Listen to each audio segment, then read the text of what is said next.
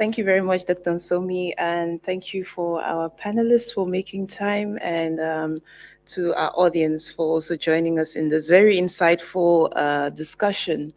As Dr. Msomi said, we've been hearing a lot about the infectious diseases, and I'm sure we're all too familiar since 2020 about what the immediate effects can be and how we were all locked down at some point. But we do not ignore the impact as well of non-communicable diseases, and how they are on the rise on our continent. I'm sure each and every one of us has someone very close to us that is either currently affected or currently suffering from a non-communicable disease. Just last week again, a friend of mine lost her mom to a sugar coma, diabetes, just after a few days of being very well, and she went into a coma and died. So we are all too familiar with these realities. It was very far-fetched at some point, but right now it's very much our current reality. So it's very interesting. I'm very interested in the conversations that we're going to be having with our esteemed panelists around the NCDs and what sort of plans Africa can make to also be ahead in terms of developing innovations and manufacturing innovative solutions to tackle this. So to start, I'm going to ask Dr. Sibusiso Moyo. Is that Sizulu Moyo? I'm sorry, from the Human Sciences Research Council for her presentation. Thank you.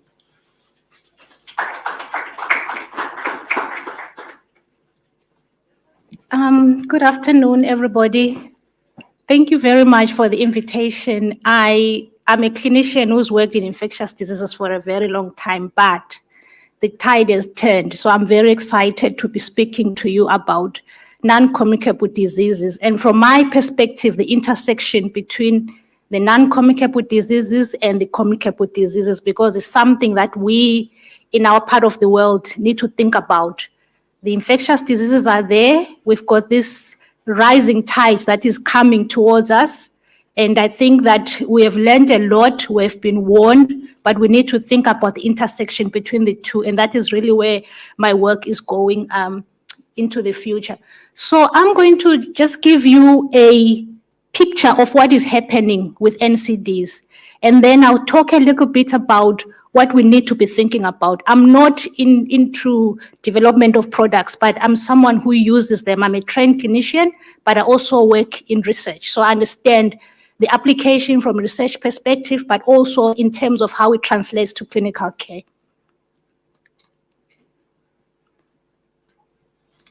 Is it the green one? Green or white? Okay. All right.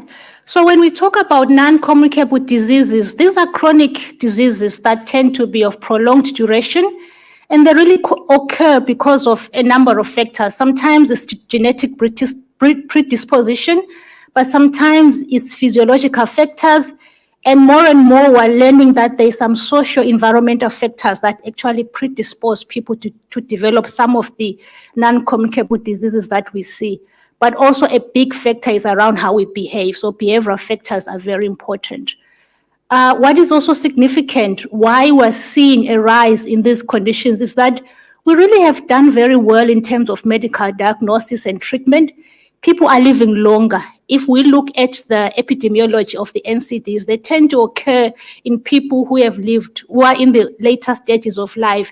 And I think those of you who are into molecular research will tell us about the telomeres in the DNA, what happens with the shortening of the telomeres, this is new things that are advancing and telling us why sometimes people develop these conditions. But also it's because of our lifestyles as people live longer. So as a result, there's a rise in the overall burdens on burden of NCDs, and the impact on healthcare systems is going to be very significant. I think we're just seeing a tip of it now, but if nothing is done to deal with the problem, just from what we saw with COVID-19, our health systems in Africa are not going to cope. We've got quite a lot of NCDs actually, But the main ones that really cause a lot of morbidity and mortality, especially mortality, are the cardiovascular diseases. Then we've got the cancers. You mentioned HPV is a very, very significant burden in our country. And the intersection between HIV and HPV is very significant. It's something that we really need to think about. And linked to that, there's cardiometabolic disease in women, especially African women who are living with HIV and also having HPV. How do you deal with that? So it's very important from a clinical and also from a biotechnological perspective when we think about how do we manage these people, the drug-to-drug interactions, how do we make safe drugs and safe therapies for these populations. And then we've got the chronic respiratory diseases, and then we've got diabetes. I think you mentioned diabetes. One of my topics that I work in a lot is TB, and for TB is now diabetes. We know about TB and HIV, but diabetes is actually one of the risk factors in South Africa and in Africa for TB. And so there's this big move that sometimes we are not picking up diabetes when our patients come with TB. And so the intersection between infectious conditions and non-infectious conditions becomes very important. And then mental health. I think COVID just made us wake up, I think, especially in Africa around mental health. And I think more so in South Africa, it's a big burden. And we see that especially in young people, and it's something that we need to think about.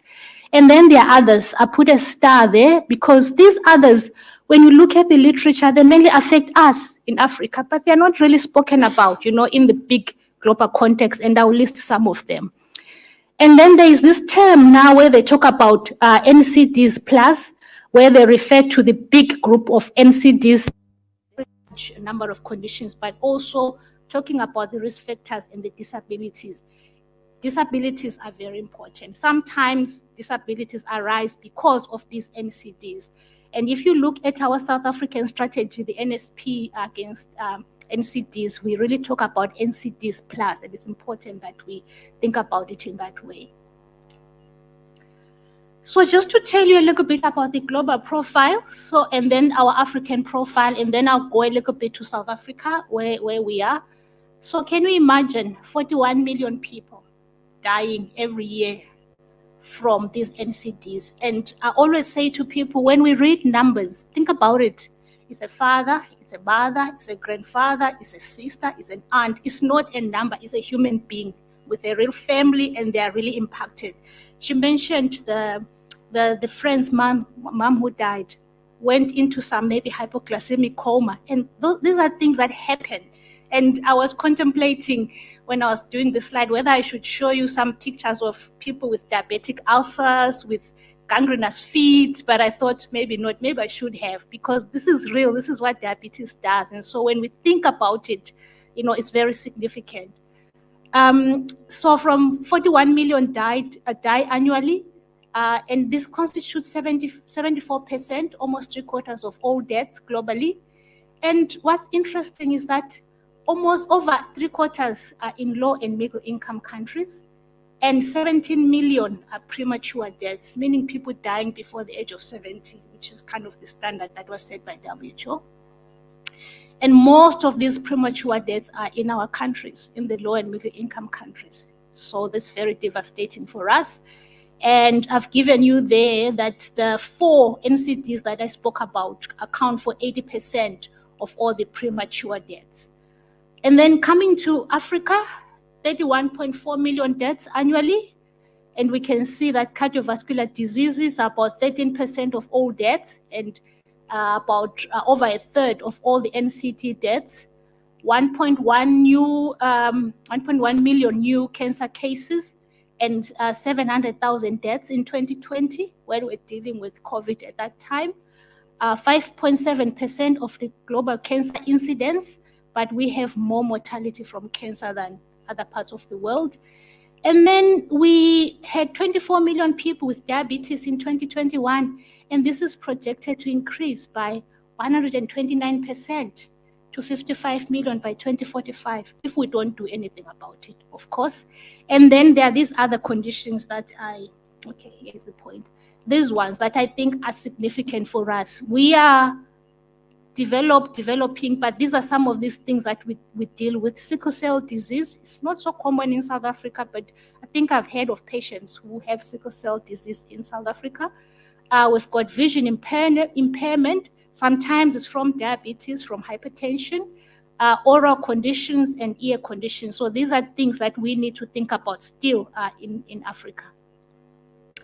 And then this is just from our perspective in South Africa. These data are maybe pretty old, 2018. We still see, I can't really say properly. Right at the top, we can see that it's still TB at the top in 2018. But if you actually sum up the causes, the NCD deaths, and you sum them up, they become more than the infectious diseases. And this is the change in in the burden of cardiovascular mortality between 2007, I think, and 2018. We can see that everything is increasing. And then the non-communicable diseases caused a higher proportion of deaths, cause of death data from South Africa.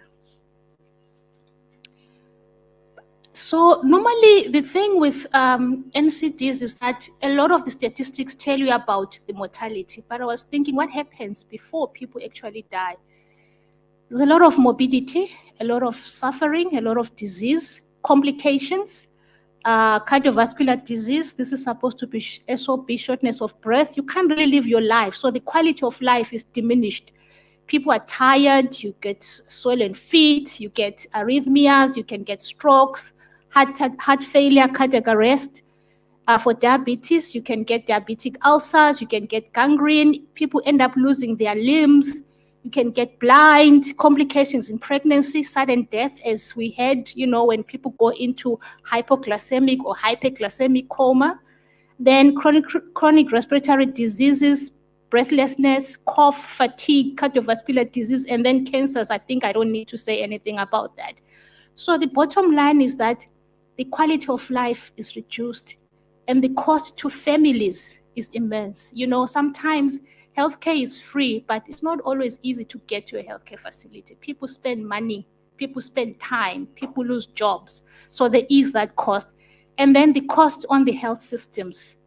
If already, I can speak from South Africa, how crowded our clinics are. So we're hoping that the NHI will solve our problems, but still, it's the cost to the health system if you've got all these people who are seeking care in health facilities. And then I just wanted to speak about the disability-adjusted life years. So sometimes people live with a condition, but their life is not of a high quality. They may have to live with a disability. And so this figure just shows you the burden of disability-adjusted life years by disease condition. Now, why is it important for us to talk about NCDs? I think it's important from a global perspective. We've got the Sustainable Development Goals, which are supposed to help all of us, have better outcomes, do better. And Sustainable Development Goal 3 specifically focuses on a number of health issues, but also mentions NCDs. And these are the ones that speak about NCDs. Target 3.4, we want to reduce mortality from NCDs and promote health. By 2030, reduce by 1/3 premature mortality from NCDs through prevention, treatment, and also promote mental health well-being. And then I think this is important, improve early warning systems for global health risks. It's not only for infectious diseases, but also for NCDs. The data are already warning us that we need to do something about it. Okay, so that was at a national level, at a global level, the SDGs. But in South Africa, we've got our own documents that also have actually forewarned us that we need to be thinking about these. We've got our own NDP, Vision 2030. We've got Goal 4, which speaks about reducing the prevalence of these conditions. And this is the National Strategic Plan against NCDs that I spoke about. And there may be other documents as well. So I just wanted to speak about the risk factors. And speaking about the risk factors, I think it just helps us to think when we develop technologies, how then do we try to intervene in this issue of NCDs. Genetic makeup, maybe now with all this genetic, I don't know what the term is now, it escapes me, what manipulations, maybe something can be done in the future. And then we've got behavioral factors, we've got tobacco use, physical inactivity, unhealthy diets, harmful alcohol use, metabolic risk factors, hypertension, obesity, hyperglycemia, hyperlipidemia, and then environmental risks, air pollution. And then I think this is quite interesting and it's relatively new in the literature, the social determinants and how in areas where we've got poverty, where we've got low socioeconomic status, actually there can be some changes that are induced in how genes work. These are not changes in the sequences of DNA per se, but the way in which the genes then express themselves. And I just am going to speak about this a little bit more in the next slide. Why this is important is that it's so important because most of our African settings, we especially where we've got low socioeconomic status, where we've got different types of stressors from economic conditions, maybe gender-based violence that we're seeing, but also other things in the previous sessions that I was in. There's things like climate change, where there's drought. Different types of stressors can actually induce changes. They can actually induce changes right from in utero and also during childhood, and those make changes in the way in which the genes are express themselves, and they can influence from one generation to the other. So this is a very interesting paper. I think I'm very happy to share the slide. It's a very interesting read to understand how this issue of epigenetics is very important and how we can intervene both from a biotechnological point of view, but also from a policy, systems, and behavioral point of view. And then the context in Africa, when we think about non-communicable diseases, as I mentioned at the beginning, we still need to think about our other conditions that we have. I think Dr. Msomi said that doesn't mean that communicable diseases are gone, they're there. So we still have the quadruple burden of disease, still dealing with maternal, newborn, and child health conditions. We're still dealing with HIV and TB. And then we've got violence and injury. South Africa, gender-based violence is a big thing, and that has got an issue in terms of epigenetics. So we have to think about these in the context of these other things that we have to deal with. And then I said here, weak health systems. This is very significant if we're going to think about how we intervene and deal with NCDs. And I think it's an accurate reflection that at the moment, most health systems are weak. We saw that with COVID-19. In the area that I work, the notifications for TB they were so low that we thought there was no TB, but systems just couldn't cope because of the lockdowns, I know. But in terms of the systems themselves, they were just all focused on COVID-19 and nothing else was happening. And this was not only for infectious diseases like TB, but also we know that our non-communicable diseases patients were not seen because systems could not cope. So we need to strengthen our health systems. And also in most areas, health systems are optimized for communicable diseases. When I read our strategy for NCDs, it's very difficult sometimes for our healthcare workers to really elevate and prioritize people who are seen with NCDs. They think TB, they think HIV, and they are very well experienced in that, but we need to balance and make sure that we cater for all people. I've already spoken at the beginning that we've got increasing life expectancy, but with that, we're also seeing multimorbidity. I think in terms of multimorbidity and increasing life expectancy, it also shows that people with HIV are living longer. So they are taking their ARVs right well into late life where they may develop other conditions. Now you have to think about antiretrovirals, the other medications that you have to give them so that you manage these other things. And this is some work that just shows the curve around HIV. And then cardiometabolic disease in women living with HIV. Actually, this is some work that we want to look at. This is actually a big issue. And then older people, they're very high risk of TB in this country. So when you're thinking about innovations in managing NCDs, this is how I think about it from a public health perspective. Obviously, prevention is very important. Communication, awareness, behavioral factors, and innovation. So even maybe not from a biotechnological point of view, how do we innovate so that people really hear us when we speak about health, something that we also need to think about. And then preventive therapies. What is there in terms of preventive therapy? Can we predict who is going to develop what condition, and can we do about it early enough? And how do we create access for that? The same thing around screening. And I think we need innovations where people can take screening maybe into their own hands. We know around HPV, which we're going to speak about, the self-sampling. I think for HPV, I think for me, that's genius. Like I don't have to ask anybody, you just do it yourself. So we need innovations like that put healthcare into people's hands. But these must be available, and they must be suitable for use in the community and as far as possible where people live. So innovations which are very great but are out there, not accessible, are not really useful. So we need to bring them to the people. And then diagnostics, early detection and prediction. I think this is always needed. We need to be able to diagnose early and to do so that we can then treat early before we have got complications. I was actually reading our guidance for how we still diagnose diabetes in South Africa. I was thinking, there's a lot that needs to be done, because you can do the fasting blood glucose, you can do the glycosylated hemoglobin, and depending on where the levels are, you may not be sure what to do actually as a clinician. So I think it will be helpful to have something that's a bit more focused so that you can take decisions much more early. And then therapeutics. I think universal health access here is the key, so that whatever therapeutics are developed, they are accessible to the people. And when I was reading around the work done by this group, BioAfrica, things around nuclear medicine, how do we make that accessible and how can it be broadened? Precision medicine.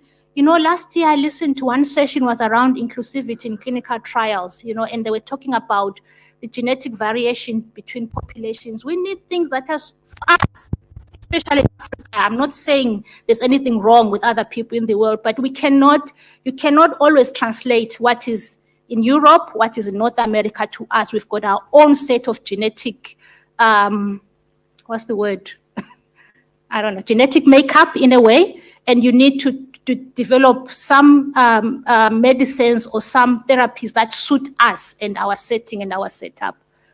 And then obviously the manufacturing capacity, which has been spoken about a lot. I did mention already around the health system. What is important is that it must be integrated, it must be efficient in terms of the systems and the costs. So we want innovations and technologies that are cost efficient so that they can be used. If they are very expensive, they are not very useful. So when we develop these, please, we need them to be cost effective. Then the health systems must be resilient, and we must not forget about palliative care. We can't always, find cure for everybody. And there's nothing as painful as seeing someone who is a terminal person struggling. So we need a palliative care that is suitable for everybody. And then I think we need to use the lessons that we learned in the past. For example, when you look at HIV, now there's only one tablet. It's a fixed dose combination. What are we doing for NCDs? Is there something that we can do when people have got multi-morbidity, where we can actually have this super duper technology that can help so that people don't have this high pill burden? What we learned from COVID-19 vaccine development, we need to leapfrog from there. And then in TB, what's been very interesting is that drugs are being repurposed to be used in TB, like linezolid is now being used. It's a super duper drug for drug-resistant TB. So can we repurpose what we have so that we can use it sometimes?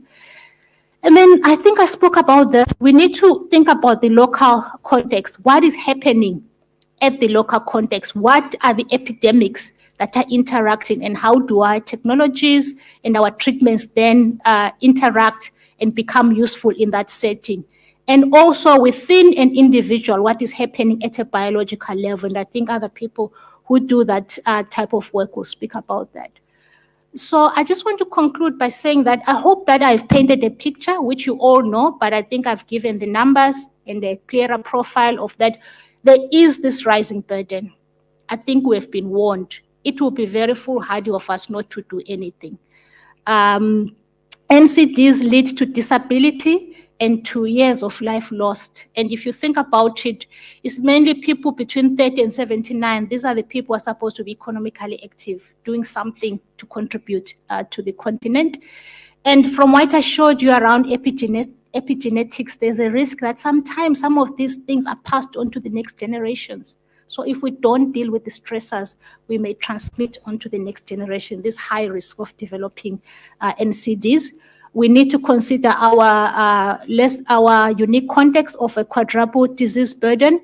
And then we need to use the lessons that we've learned from communicable diseases and pandemics so that we can pivot in the response and minimize, the burden. That's the end of my talk. Thank you very much.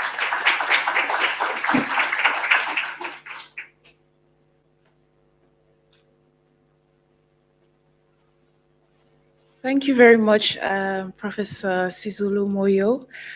For the interest of the fact that Prof has to leave before the end of our session, I would invite us to prepare our questions, a few questions that she could answer before she leaves.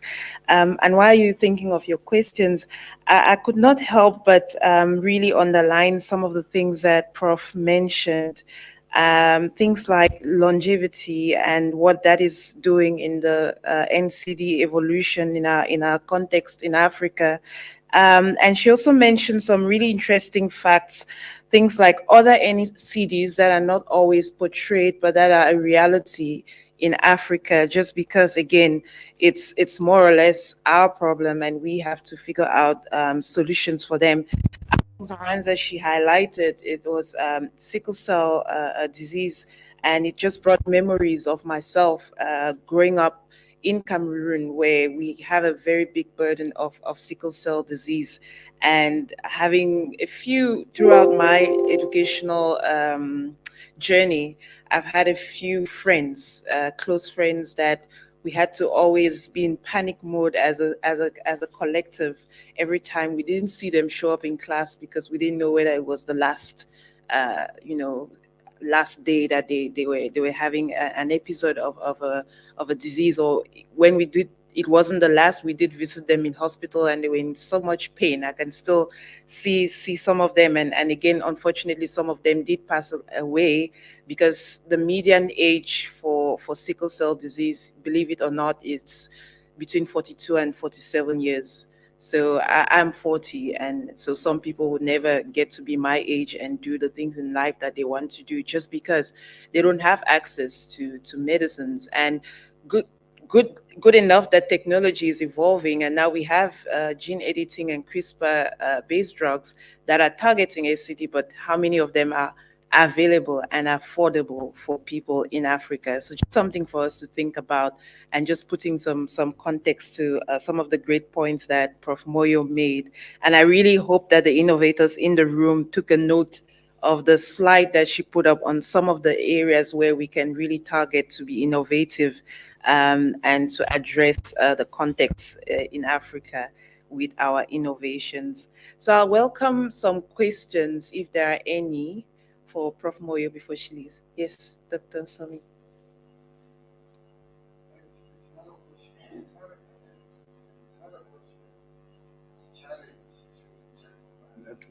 It's a challenge to the gentleman at the front, because I was intrigued by your mention of fixed dose combinations, which is quite an interesting thing, because and I want to lump it with manufacturing capabilities. I think I may have mentioned it in the earlier discussion that one of the challenges that we have in Africa is that we follow the trend, which is defined by the global north, and that I'm seeing alarmingly the phasing out of the, call it the significance of small molecules as things that we should be focusing on.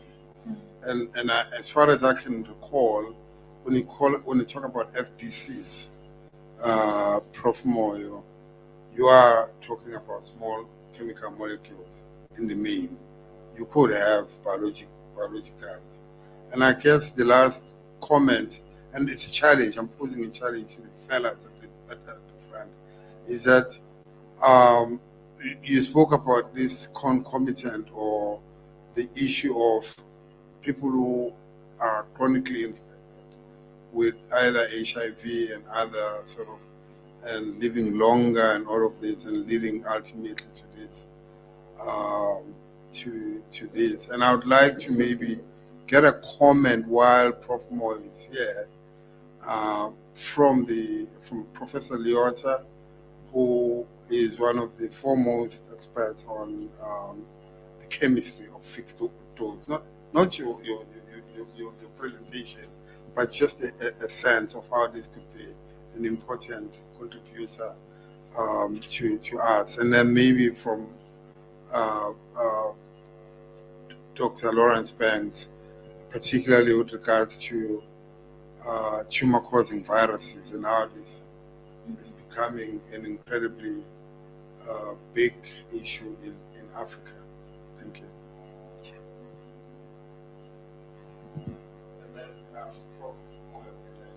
Yes, yes. Okay, we'll have just two more questions, and then we will hand over to the panel. Thank you, Dr. Moyo, for your lovely presentation. I heard you were talking a lot, and you sort of separated non-communicable diseases from the infectious diseases.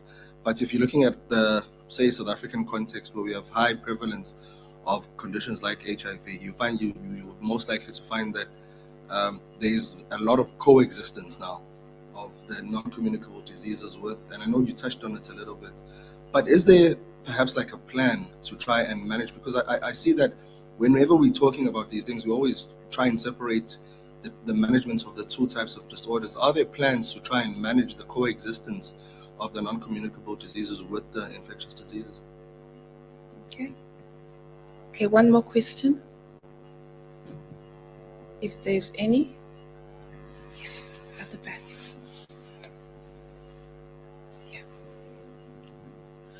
Thank you, Dr. Moyo, for that presentation. In terms of you being in a clinical setup, what type of diagnostics would you like to see in the field, in the non-communicable diseases, and the response time of you getting such a device? Thank you. Thank you. So I will ask Prof. Liotta to... Okay, maybe then, yes.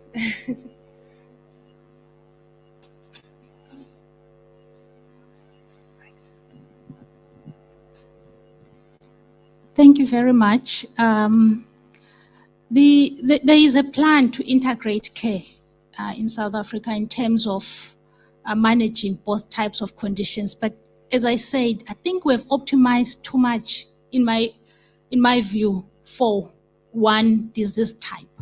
And so it's really a struggle to really bring that integration. And one of the things we need to see is to create these efficient health systems.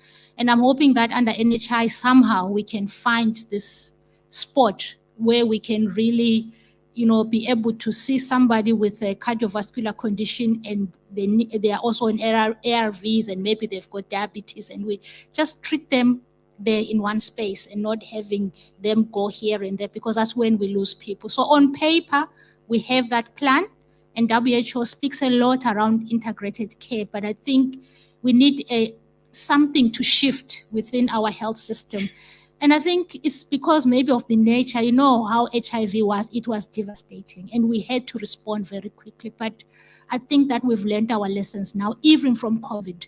And this is the time that when we see this tide coming towards us, to say, how do we really take a step back and utilize these policies that are already in place, is really putting them into action. So I think the onus is on all of us to really elevate it, because that document, I was actually wondering how many people actually read that document. It's a beautiful document, and it has a section where it says that NCDs are not elevated. So the clinical staff, hopefully there are none here, will just focus on TB mainly and HIV. Yeah. And then in terms of the diagnostics, we talk about point of care diagnostics in the infectious diseases space, which we haven't really achieved per se, but I know that with expert we can now get your results for TB within about 2 to 3 hours. So that type of diagnostic, if it can be there, because what happens is that we lose people. If someone has to go home and come back, they won't come back. It's very difficult for them to come back, not because they don't care about their health, because they're living life. It's difficult to come back. My child is sick, I'll lose my job. So if we can really get to the point where we can have, I don't know how, how feasible it is, but I think that we can do it, because there's nothing that says it cannot be done. And whenever I think about it, it's about how do we save the patient? How do we save the patient? So the diagnostic must be one-stop shop as soon as possible. That would be the ideal for me. Thank you. Thank you very much, Prof. Yes. We can get your intervention. Okay, so perhaps I'll respond to Dr. Msomi. When with HIV, we had no choice but to develop combinations because of the hypervariability of the virus to mutate. And this meant single agents were ineffective. But in the beginning, in mid-90s, when combination therapies first emerged, people had to take 15 or 20 pills per day, and they were TID. They were 3 times a day. So if you can imagine taking one pill or taking pills every 8 hours of your life every day, because if you didn't take that dose, your drug levels dropped to subtherapeutic, and subtherapeutic levels in HIV are perfect to create new mutants. So you really were taking your life in your hands by not taking your regimen every day. And so fixed dose combinations, as we eventually got more effective drugs, and I mean, 2 of the drugs that my lab invented, emtricitabine and lamivudine, are still first-line therapies today, even though they were invented 25 years ago. But they're excellent drugs, but none of them work by themselves. They have to be combined with others to cover the spectrum of mutants that might develop. Now, what a fixed dose combination does is it allows for patient compliance to be maximized, right? If you take 3 drugs that are in 1 pill and you take it optimally once a day, that is, you're sure to comply with that, and you can live a pretty normal life without the burdens of what I was talking about earlier. So fixed dose combinations are essential in diseases like HIV. In non-communicable diseases like cancer, and I had a few slides on cancer, but I think I might just do better talking about it. The incidence of cancer in Africa in general and in South Africa is on the increase. And sometimes I worry that we forget about these because there's this shiny object in front of our eyes these days. It's pandemics. Before that, it was infectious diseases. And we're fixated on those when we have to look at the problem holistically, right? It's not to say that infectious diseases are no longer a problem. They're a huge problem. But we have to look and develop holistic solutions to the issues so we can't forget about cancer. And then, as he also alluded to, cancer, there are many disparities associated with cancer populations.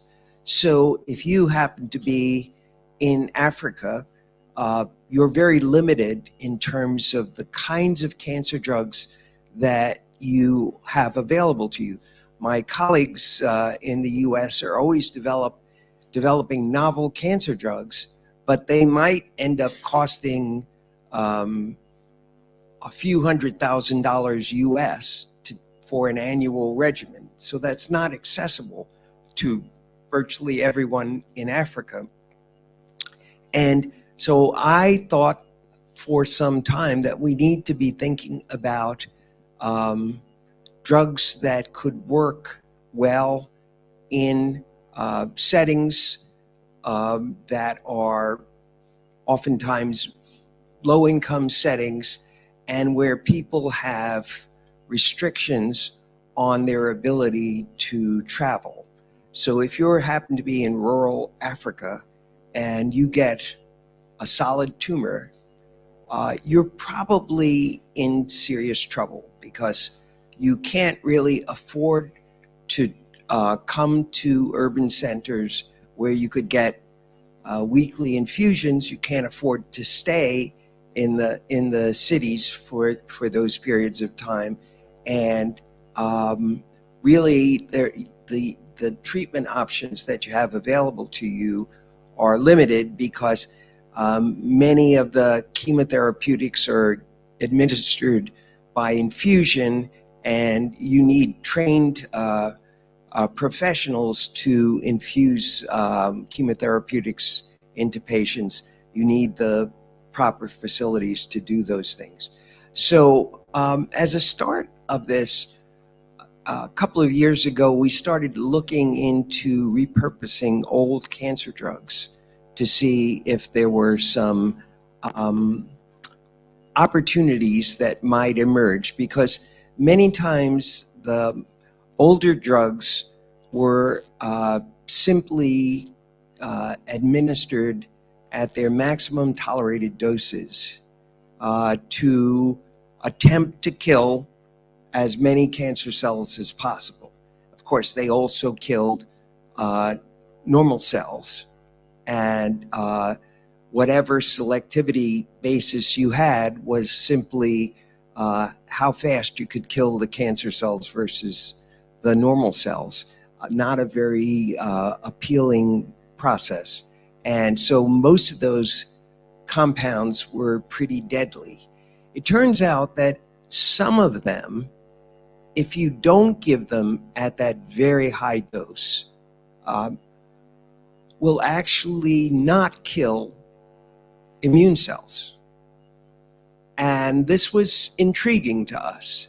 So I'll give you one specific example, but I think there are plenty of them out there. So one of the best drugs for solid tumors is a drug called capecitabine. It's a prodrug of 5-fluorouracil, which is a pretty toxic agent. And when you get it, when you get 5-fluorouracil intravenously, you get this big bolus of drugs, and it's well above the toxicity levels, so the side effects are terrible. The prodrug, capecitabine, just spreads out the distribution of the drug, so it's absorbed more slowly and it's less toxic. And it's pretty effective against colorectal tumors. but it has its challenges. And so we found that if we gave it at a lower dose, it's usually given at 1,000 milligrams. If you give it at a lower dose, about 500 milligrams, you can still see a chemotherapeutic effect, but you don't kill immune cells. So the second part of that is that it's been known for a while that another drug, Gleevec, one of the breakthrough drugs in the early 2000s, will, at lower dose, will mobilize immune cells. And that gives the opportunity for a fixed dose combination that you can give that's inexpensive, that's oral, and that could work in settings that where there's very few healthcare facilities available. So you can imagine, and we worked through this with some oncologists at UKZN, and the idea would be patients could come in once, and you mentioned that they don't come back all the time, right? So this is important. Patients could come in once if they were nearby, and they could be scanned using nuclear medicine techniques, fluorodeoxyglucose imaging, for example, so you could get a baseline of their tumor. And then you could give them this fixed dose combination, which is then a chemotherapeutic immuno-oncology combination therapy, but very inexpensive. And you could keep in touch with them with telemedicine, and perhaps some of them could even come back for intermediate assessment of their tumor. And we haven't proven this yet, but there's enough evidence to suggest that the mobilization of immune cells could have a very salutary effect. And if you think about it in terms of safety and tolerability, since you're giving both agents at much lower doses than their maximum tolerated dose, the safety is probably not an issue. So it should be safe, it should be well tolerated. And there's an opportunity, I use that one example, there's an opportunity for people in Africa to start to develop their own solutions to problems. So in the US, none of my colleagues were interested in doing a clinical trial with this fixed dose combination because they said, these are all old drugs. Why do I want to deal with them? I like the new modern drugs that are really exciting. But there are really good opportunities for people to look around at some of these older drugs and look at different kinds of dosing therapies that could provide different kinds of solutions. And it's a solution that won't work in the US. It won't work in Western Europe, but it could work in Africa, and it could be very innovative. And I think it would be really interesting to see something developed in Africa that could actually have impact. I live in the state of Georgia in the United States, and in South Georgia, all our hospitals are closing, and people have similar situations to where to what you might find in lower income areas in Africa. I would love to see a solution developed in Africa be applicable to patients in the United States. So I think there are opportunities for you to find new innovations by looking at existing therapies that were were developed with a different mindset, and take a fresh look at them, because if you can use the immune system to attack tumors, it's a much more benign way of dealing with it. And a lot of the morbidities that Prof talked about could be lessened. So maybe in addition to doing a better job at controlling tumor growth, we might also improve the quality of life. So I didn't intend to talk about this, but it just seemed like a good idea at the time. So I think I'll stop at this point. I'd be happy to answer any questions that you have.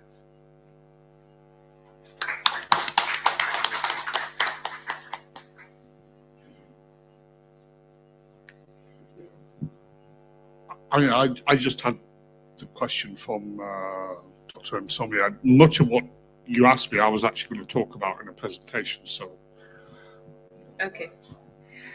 yeah, okay.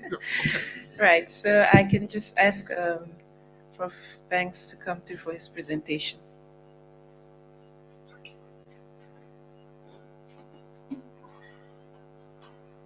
Okay, so what I'm going to do in the next sort of 10, 15 minutes is try and address what we've been doing with human papillomaviruses as a model for using drug development for non-communicable diseases. Okay, human papillomavirus is obviously infectious, but it causes cancer. And so what I'm interested in is the cancer that this virus causes. It causes about 5% of all human cancers. Cervical cancer is by far and away the most important. And these viruses are responsible for about 600,000 new cancer cases each year. So it really is a very major global problem. But the most important aspect of these viruses is that cervical cancer is a desperate problem in lower middle income and developing countries. And cervical cancer in Africa is it really is devastating. Many countries have cervical cancer as their #1 cancer, when you consider it's only affecting 50% of the population. So really, this, and also one other thing I should add, that in many parts of the world, there is a gross underrepresentation of how much cancer is actually out there that's caused by this virus, because cancer registries in many rural parts just do not pick it up. So this is the virus. On the left is what it normally does, which is basically it infects the skin. You get the differentiation of the infected epithelium, and you get expression of the different viral gene products as the cells differentiate and form the different layers of the skin, and you ultimately produce new infectious virus particles. Pretty straightforward. But a key feature of these viruses is they're persistent. Once you're infected, you have them for life.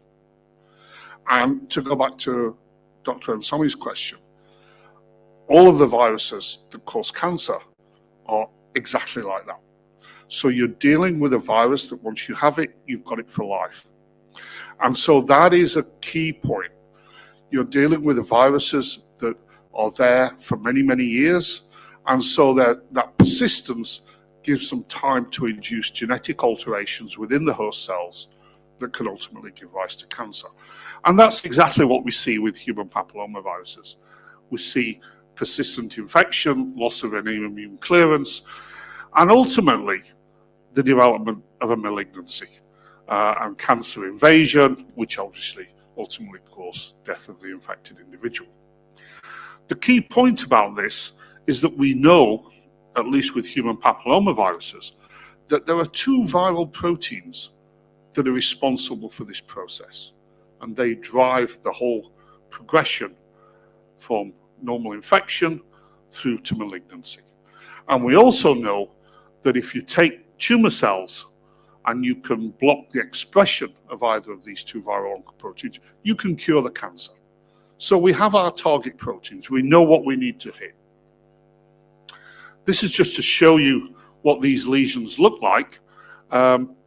This is a cervix where you have two lesions. It's on the same individual, a flat lesion and a somewhat more pronounced lesion. If we look at the flat lesion, you can see all the cells in red are cells which are replicating DNA, and this has been driven by the virus. And at the top, you have cells producing late viral gene products, so producing more virus. This is what the virus normally does. But when you go to the other lesion, which is much more pronounced, this is actually a high-grade lesion. This is pre-malignant. If this is left untreated, it will develop into a full-blown cancer. And what you see here, massive expansion of the numbers of cells that are replicating DNA. The cells are proliferating. At the top, you're losing the ability to produce late viral gene products. The virus actually, it's a dead end. It doesn't want to cause cancer. It's a byproduct of the infection. So how can we address this? We know there's two viral proteins that are critical. And what we're interested in is trying to develop small molecule inhibitors. Now, one of the key problems with human papillomaviruses, and many of these viruses which cause cancer, they don't have any intrinsic enzymatic activity. And that immediately poses a big challenge as to how do you block their function. If we look at E7, doesn't matter. It's highly multifunctional. It does many, many things in the cell. It drives, basically its main role is to make cells proliferate. And what we've been interested in is a region of the protein which is subjected to phosphorylation. And why is that? Rather than trying to target the viral protein with a small molecule, which is desperately challenging, our logic has been, why don't we look at the cellular enzymes that are essential for the viral function? Cellular enzymes that are involved in phosphorylating the viral protein. And can we take those as an approach, as a therapeutic option? And so we're looking at this region of E7, which is shown here.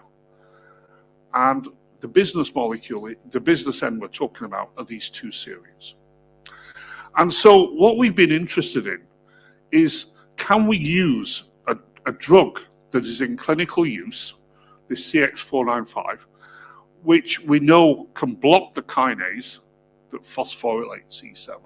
Can we repurpose that to treat HPV-induced malignancy? Obviously, before you do those sort of experiments, you want to know, is phosphorylation of E7 important when you have a cancer? Because if it's not necessary, it wouldn't work. So what we did, we've taken a genome editing approach where we've essentially mutated the two serines in this phosphoacceptor site to two alanines. And when we do that, we kill the ability of the E7 to be phosphorylated. So this is phosphorylation of E7, and this is our mutant, which is not phosphorylated. So we know that the genome editing works. What happens to this when we do this in cells? How do the cells respond? Well, if you put cells in high nutrient conditions in a very rich culture environment, it doesn't really make much difference.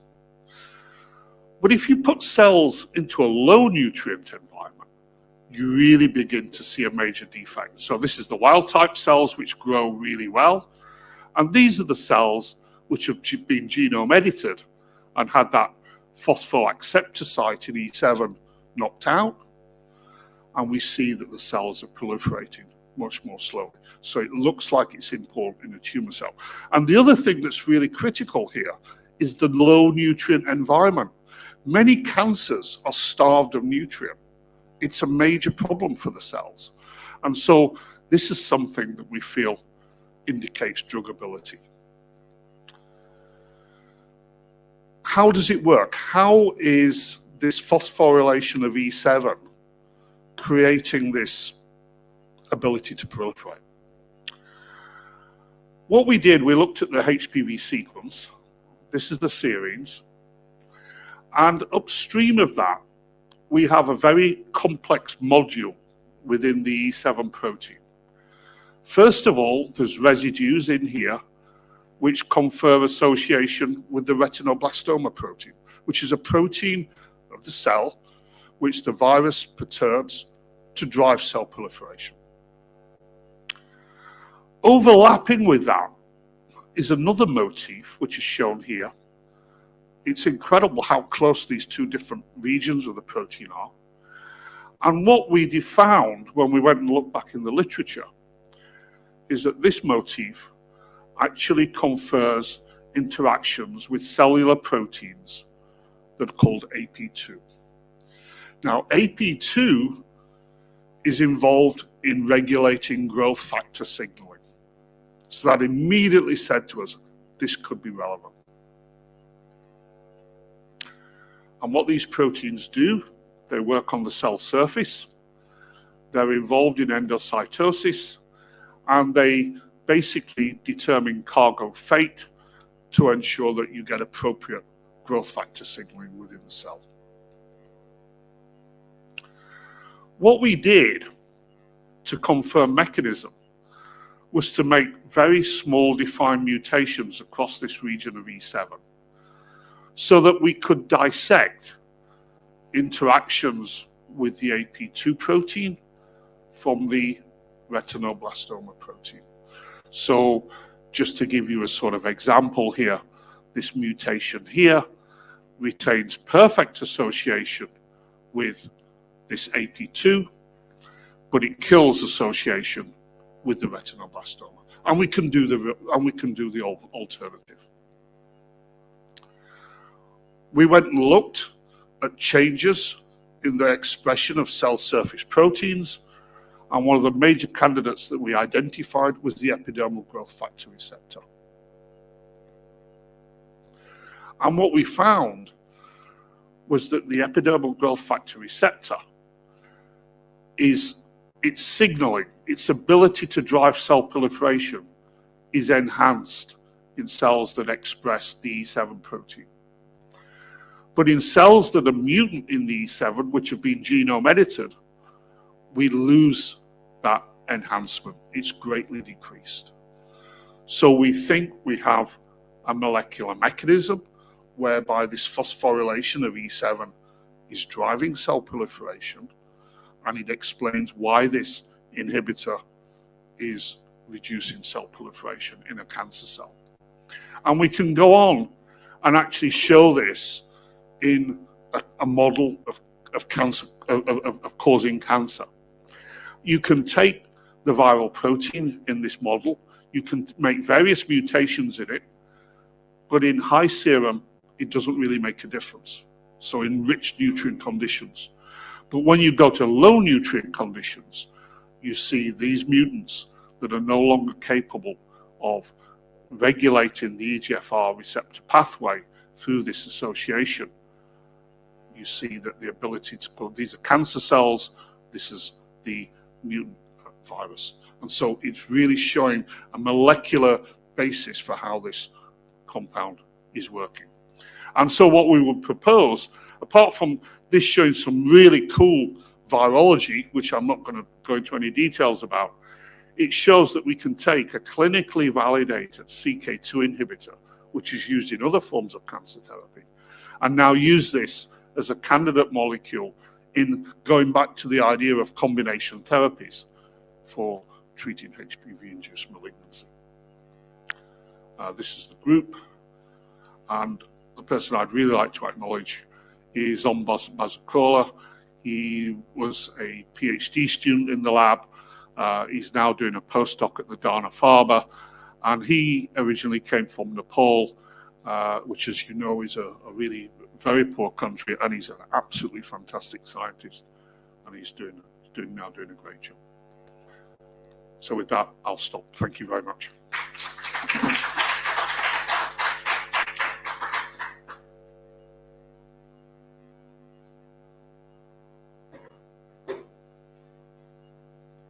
Thank you so much, Professor Banks, for that insightful presentation about the work that you're doing at the ICGEB, focusing on HPV-related malignancies and drug development to that effect.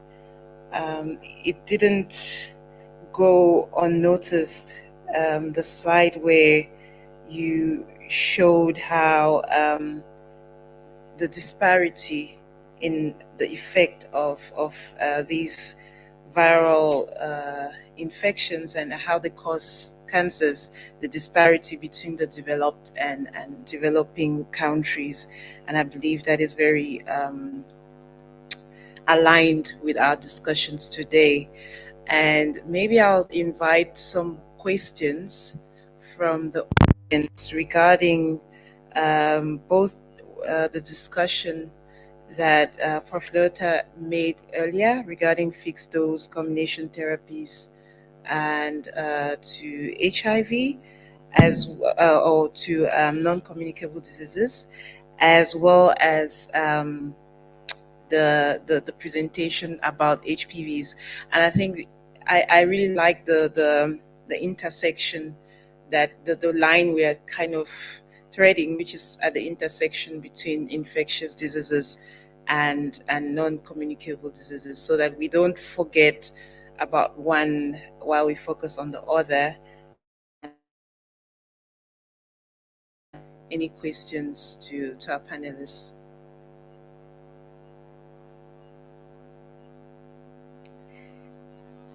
Yes. Hello, Doc. A very interesting presentation. I just wanted to find out, with the slide where you had the binding partners, where you listed them for E7, I was just wondering, is that something that's already known and in the literature, or are you using to identify binding partners for E7?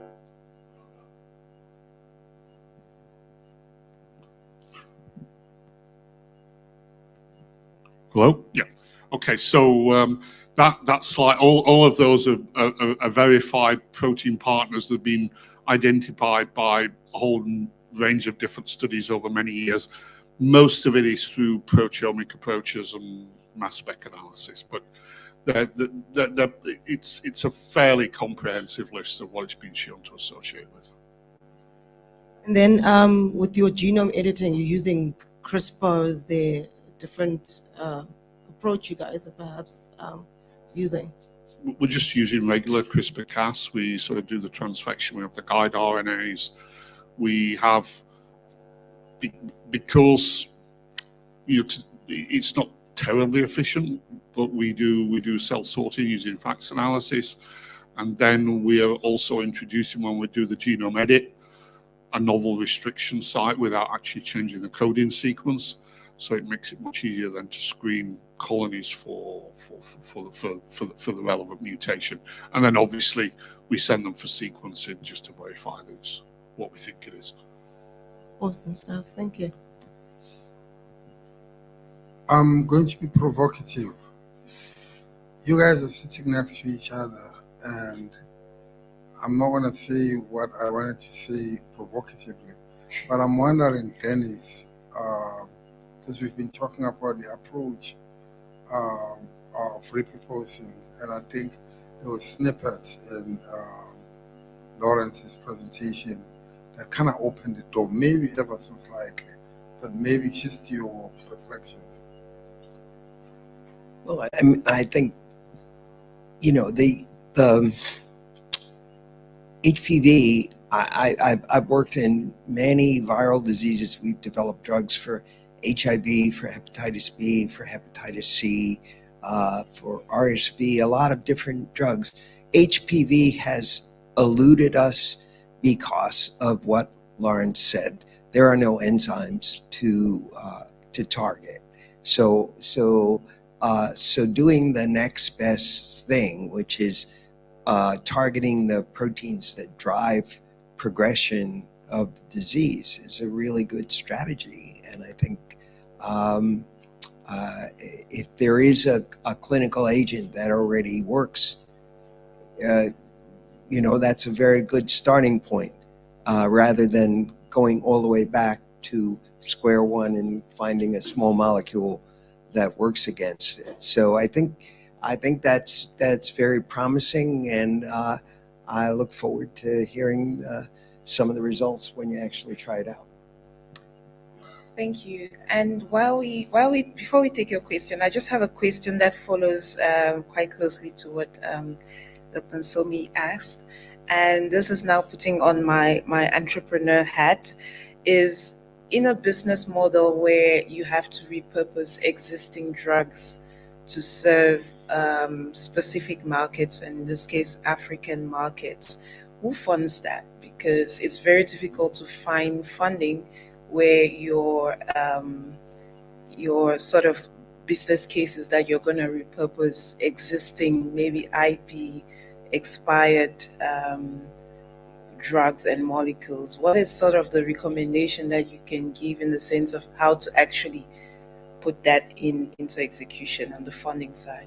So you raise a very good point. So the IP that you could potentially get is very limited. Maybe some fixed dose range of a combination of two agents, but that's pretty soft in terms of something that could keep out competitors. So I would say in this particular case, one would go to perhaps the Wellcome Foundation or Cancer UK, one of those philanthropic groups that would fund a proof of concept study. And then if the proof of concept was successful, then I think you have a case to make, an entrepreneurial case to make to people who say, you know, the API is readily available, it's very inexpensive, both drugs are off patent, so we don't have to make a blockbuster drug like we do in the North. We can instead try and make a combination therapy that we would sell at low cost and make a profit by high volumes, right? And I think there's a case to be made in the in low and middle income countries to go after high volume, low margin drugs that can address broadly some needs of large populations. And at least that's the business case that I would make for that particular situation. Thank you very much. Yes, we had another question at the back. So in relation to HPV, the general consensus is that the subtypes don't all cause cancer. But because you said the viruses are very aggressive and they come back and again, are you saying that then essentially all HPVs eventually lead to some form of cervical cancer or some form of oral cancer over time? Because what we understood is that some subtypes cause cancer, but with the illusion of repetition and infection, then it should be noted that all HPV subtypes cause cancer. Sorry, I disagree. No, there's really very clear epidemiological evidence that there's probably about 12 types that cause cancer of the cervix. When you look at other cancer sites, which is caused by HPV, other anogenital cancers, it's pretty much the same group. The one region which is different is in head and neck cancer, which is essentially all caused by just one virus type, that's HPV 16. All the other viruses, of which there's around 300 papillomaviruses, 300 to 400, everybody in this room is infected with papillomavirus. You know, if I take a sample of everybody's skin, you'll have a different subset of different HPVs that you're infected with. And you'll go through life shedding virus with never any any obvious clinical effects. There are other papillomavirus types which do actually cause quite significant anogenital lesions, but unless in extremely rare cases of very severe immune suppression, they are essentially benign. They'll cause a benign lesion, which is very unpleasant, very hard to treat, but they don't cause full-blown cervical cancer like the ones that I'm talking about. So it really is a subset.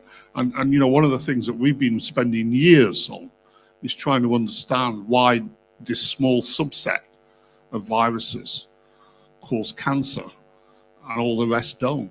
It's still quite an open question. We have some pretty good molecular clues and we have markers of oncogenic potential, but we still don't really know the full picture. Thank you, but a follow-up. So the ones that cause the benign lesions, remember, one of the consensus, or the ideas that you brought is that the repetition and the stubbornness of these benign lesions will eventually lead to cancer. So then at which point do these benign lesions not cause cancer, whereas HPV-16 then results in the type of repetition that results in cancer? Okay, that was what I was just saying. We're trying to understand the molecular basis for that difference. Okay, and I'd be very happy to sit down and go through it a bit. We do have molecular candidate molecules that the viruses target that are really specifically targeted by those what I call cancer-causing types, which is not seen in the benign viruses. So for instance, the ability to degrade P53, which is a tumor suppressor protein, that is incredibly efficient amongst those cancer-causing types. There's other protein interactions that the cancer-causing types have, which seem to be unique to that group of viruses. So it's not a single factor, it's probably 3 or 4 that really give those viruses a proliferative advantage, as well as an advantage in the types of cells that they can infect. That's probably how it evolved originally. You know, they're all supposed to infect the basal epithelial, but there's different, so there's stem cells, there's crypt cells, there's a whole variety of different cell types in that cervical region. And what we're finding is that those cancer-causing types seem particularly capable of infecting multiple different cell types, whereas the benign are much more restricted to the stratified epithelium. And so it's a range of different factors.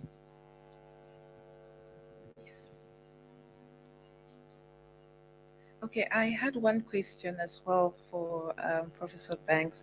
I believe in your earlier plenary, you made a comment around some of the HPV strains that are particularly prevalent in people of African origin, I believe, who are diagnosed with cervical cancer, but that are currently not part of the vaccines that are massively being distributed to fight off this threat of cervical cancer. I was wondering if you could maybe make a comment around that. There's two papillomavirus types that are found quite prevalently within. I mean, just to put it in context, HPV-16 and HPV-18 probably account for around 70 to 80% of cervical cancers globally. And within Africa, they are still the most prevalent. Okay, so even if you only went with a bivalent vaccine that only did 16 and 18, you would still prevent a lot of cancers in Africa. So that's still an important point. However, there are certain types of papillomavirus, HPV-58 is one, and HPV-39, I believe, is the other one, which are found much more frequently in African populations. They don't they don't overtake HPV 16 and 18, but they're much more prevalent than you would find anywhere else in the world. And at least one of those is not in the current non-valent vaccine. Now, what I'm interested in is why. Why are these viruses so prevalent in an African population? And so what we're doing now is we're looking at the major target proteins of human papillomavirus, the cellular targets, to look for polymorphisms that can be found in African populations, which may affect susceptibility to different HPV types. Thank you very much. I don't know if there are any other questions for our panelists. Okay, if there are no other questions, I want to thank Professor Liotta and Professor Banks for making themselves available and having this very insightful discussion with us based on their experience, very well researched, and also very much applicable in this theme of ensuring health security through vaccine innovation and manufacturing. And as we've also heard, therapeutics can also be a strategy against containing health threats, but not just pandemics and epidemics, but also looking at non-communicable diseases, which are emerging as a threat to health security in Africa. And I want to also thank you for taking the time to be with us. I believe this is the last session for today. Dr. Msomi, I don't know if there's any announcements regarding the next.